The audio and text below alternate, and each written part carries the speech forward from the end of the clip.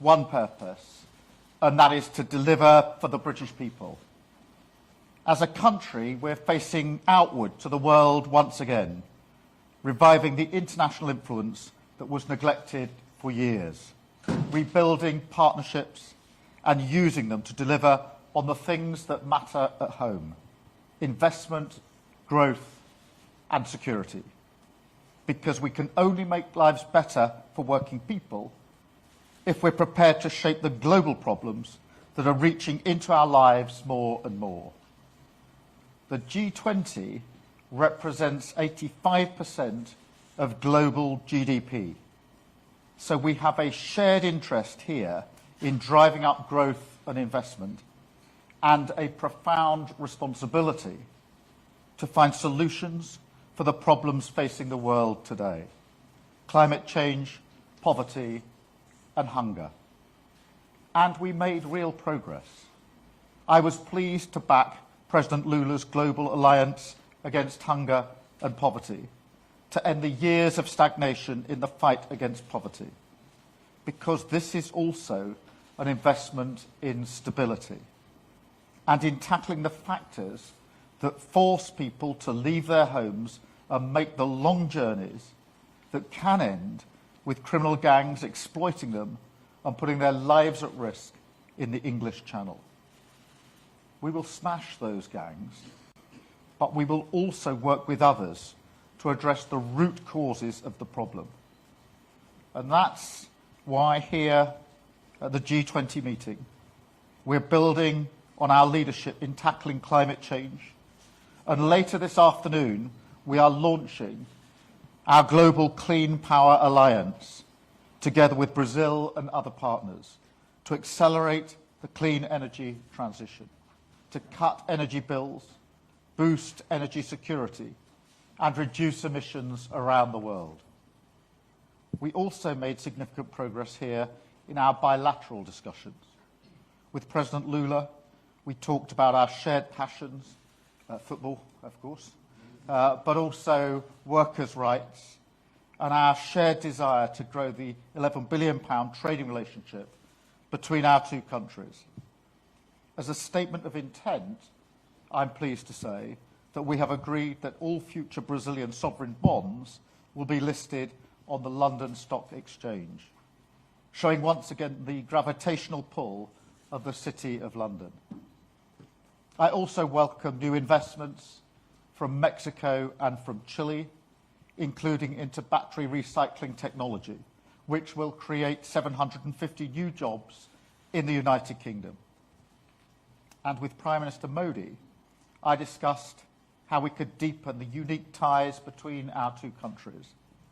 We agreed to take forward an ambitious new UK-India comprehensive strategic partnership covering key issues like security, technology, climate, health and education. And starting with trade and investment, we therefore agreed to relaunch the FTA negotiations in the new year. With the Prime Ministers of Italy and Japan, I discussed how we can take forward our global combat air programme to build the next generation of fighter jets, boost our industrial capacity and strengthen our national security for the long term. We looked ahead to the establishment of a new GCAP headquarters, which is due to be based in the UK, creating hundreds of jobs. Finally, I met with President Xi. This was the first leader-level meeting between the United Kingdom and China for 6 years. We had frank, constructive and pragmatic discussions. As G20 economies and permanent members of the Security Council, and at a time of huge volatility, I think we both recognised the importance of engagement. I was clear that we will always act in our national interest and that we have a shared responsibility to work together on challenges like climate change and delivering growth. So we agreed to a new dialogue on those issues. Of course, there will continue to be areas where we don't agree, including their support for Russia's war and on Hong Kong. But here too, we need to engage. The lesson of history is that the more we're able to deal with problems, the world is safer when leaders talk. We also agreed to keep this channel of communication open. And under my leadership, Britain will never be absent from the world table. We will work with partners across the G20, but one nation stands apart. For the third year running, Putin did not attend this summit. He is the author of his own exile. And on day 1,000 of Russia's illegal war in Ukraine, I say again, end the war, get out of Ukraine, and in this moment, when global challenges are affecting us at home, I take the view more than ever that British leadership matters. So for the sake of our economic growth and our national security, we will keep stepping up on the international stage, delivering results as we have done here at the G20, and making our presence felt. Thank you. Now I'll take some questions, and I think I'm starting with Ollie at the Times. Ollie. Thank you, Prime Minister. Ahead of this summit, you said that you wanted the G20 to double down on its support for Ukraine, but the final communique actually waters down previously agreed commitments by the G20. How disappointed are you by this? Well, the communique does be absolutely clear about the UN Charter and sovereignty and territorial integrity, and obviously that's negotiated by quite a sort of diverse group.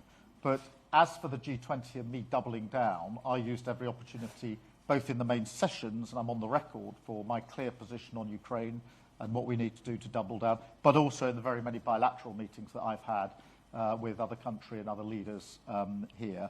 And of course, there was a G7 statement last Friday that went out. Thank you. Richard at the Eye. Thanks, Prime Minister. Prime Minister, should Brits prepare for nuclear war? Say that again. Should Brits prepare for nuclear war? Look, there's irresponsible rhetoric coming from Russia, and that is not going to deter our support for Ukraine. We're now on day 1,000 of that conflict. That's 1,000 days of Russian aggression, 1,000 days of sacrifice in Ukraine. We have stood with Ukraine from the start, and I've been doubling down in my clear message that we need to ensure that Ukraine has what is needed for as long as is needed to win this war against Putin. Michael. Thank you, Prime Minister. Why is your Rural Affairs Minister suggesting that farmers can avoid paying inheritance tax if they plan properly? Isn't this proof that your policy is hurting British farmers? Look, on the question of farming, I think it's important I just restate that firstly, £5 billion was set aside in the budget over the next 2 years for farming. That is the single biggest amount of money into farming and sustainable food production that has ever been set aside in any budget ever. So that's a real statement of intent in terms of supporting farmers.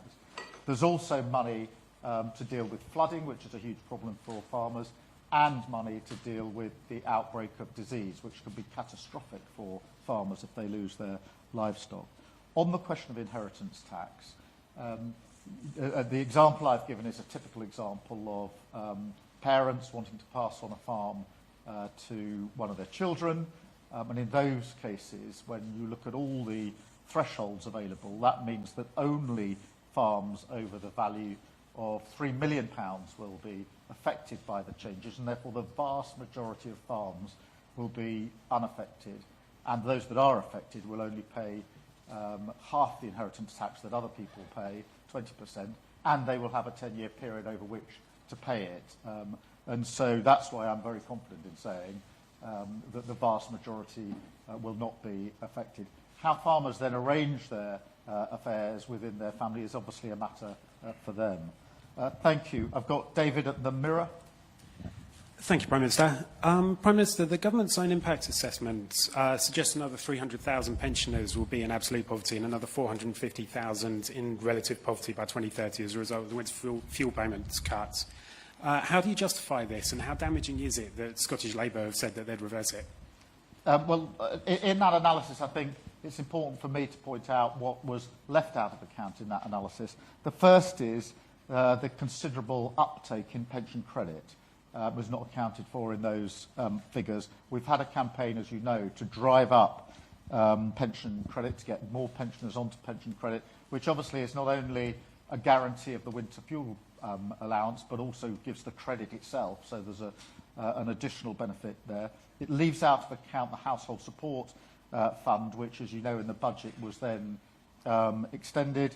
And it leaves out of account the warm homes discount.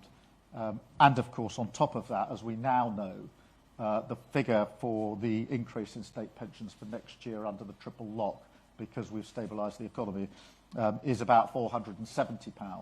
And therefore pensioners will be better off because we've stabilised the economy. So far as Scotland is concerned, you know, that's one of the features of devolution. There are not infrequently different approaches taken in different nations across the United Kingdom.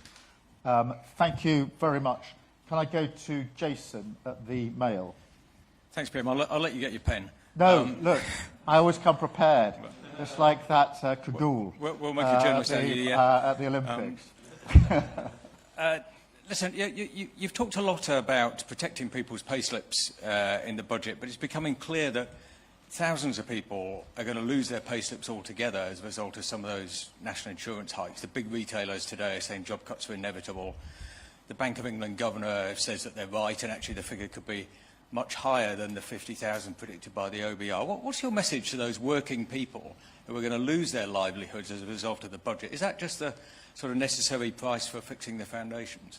Well, look, we took a number of difficult decisions in the budget and ensured that the pay slip in people's pockets is not affected. They will not be paying more, and they'll see that month on month in their pay slip. So far as the numbers affected, I mean, it is important, I think, to factor in the protection that we've put in place for employers, particularly small employers. So half of employers will either see no change to their NICs or they'll be paying less. And that is important because that's the difference we made by the changes we made to the employment allowance. So half of employers, as I say, no change or cuts to NICs. But look, we took difficult decisions, but fair decisions, to stabilise the economy and to make sure that we could put ourselves in a position where we could make very important investment then into our NHS, into our schools and into housing. Thank you. George, the FT. Yeah, George Park from the FT. You mentioned Hong Kong and China in your introductory remarks, and as you know, Prime Minister, dozens of lawyers, academics, journalists, pro-democracy activists have just been jailed for alleged subversion in Hong Kong. Will you condemn that in the strongest possible terms, or will you now have to bite your tongue as you've tried to forge this closer economic partnership with China? Well, we want that closer economic partnership, and China is the second biggest economy in the world, and therefore I see that as an area where we can cooperate. But I do also think it's right that where we have differences, we have a frank discussion about them, as we did yesterday in relation to Hong Kong. So I do think both of those things need to happen, but what we mustn't lose is the opportunity for our economy with a better partnership when it comes to cooperating on economic and trade affairs. But as I say, that doesn't mean we don't have our differences, and it doesn't mean that we shouldn't be frank about those differences. And that's the approach that I took yesterday and will continue to take. Thank you. Martina. Thank you. Martina Betts from The Sun. Prime Minister, Peter Mandelson, who's widely expected to become your next US ambassador, said that you should end your feud with Elon Musk and that you should use Nigel Farage to help build bridges with the incoming Donald Trump administration. Will you listen to his advice? Well, I make no comment about appointments. In relation to relations with the US, obviously it's an important relationship for us. Historically, the US-UK relationship has been a special relationship for a reason, forged in difficult circumstances, and as important today as it's ever been. And that is, in forging that relationship, I've obviously spent time with President-elect Trump back in September when I was in New York and we had dinner together, and then spoken to him on the phone. And I think that's right in terms of building the relationship as we go forward. Thank you. Caitlin. Thanks, Prime Minister. There are warnings about job cuts over your changes to NICs. There are farmers protesting in Westminster over inheritance tax, and there are warnings about pensioner poverty due to the winter fuel changes. Do you still have confidence in your financial plans and, by extension, Rachel Reeves? Absolutely. We had to stabilise the economy. We had to deal with the 22 billion black hole, and we needed to invest in the future of our country. And the reason we got into such a mess for the last 14 years is because the last government refused to take a single difficult decision. And you saw at PMQs just 6 days ago, they're still in the same camp. So they are still saying, we want all the benefits. You heard the Leader of the Opposition. She wants the investment into the health service. She wants the investment into education. She wants the investment into housing. But she doesn't want to raise any of the money to pay for it. That's exactly why we got into the problem in the first place. Unfunded commitments. We've ended that. We've turned a page. And the best evidence of that is the investment that is now coming into this country in a way it wasn't coming in for the last 14 years. So I'm much more interested in those people who are putting their hand in their pocket, the global investors, and saying now is the time to invest in the United Kingdom, and we're going to do so, because I think that'll be really important for our economy, than I am by the detractors who want us to go back to the fiction that we've been through for 14 years. It's that fiction that got us into the problem in the first place. Thank you. Jess at The Guardian. Thanks, Prime Minister. Jessica Elgott from The Guardian. Jeremy Clarkson's been at this protest in Whitehall with the farmers, and he says that 96% of farmers will be affected by this tax change, and he asked the crowd to raise their hand if they were affected, and almost everybody did. Firstly, is that true, or is he spreading misinformation, and are you worried that powerful, famous voices are spreading misinformation about this policy? Well, look, I'm not going to get into the business of commenting on what Jeremy Clarkson says. I think the facts speak for themselves. As I've said on a number of occasions, for a typical family wanting to pass on through the family, which is a typical case, completely understood, then with all the allowances in place, to pass it on to a child, it's a £3 million threshold. And all of you can check out what that means in terms of the impact. I think the BBC has already done it. But it means that the vast majority of farms are unaffected by this. And I think it's just important that we keep making that clear, but also making clear the huge investment that we are putting into farming, the £5 billion for food sustainability, and the money on flooding and the money on diseases. But in a sense, we need to keep communicating our message, but the figures are there. Nobody's disputing the £3 million figure for a typical case. And once that figure is there, then it's very clear. You can look through the previous claims for relief and work out that the vast majority of farmers are not going to be affected by this change at all. Thank you all very much. Thank you.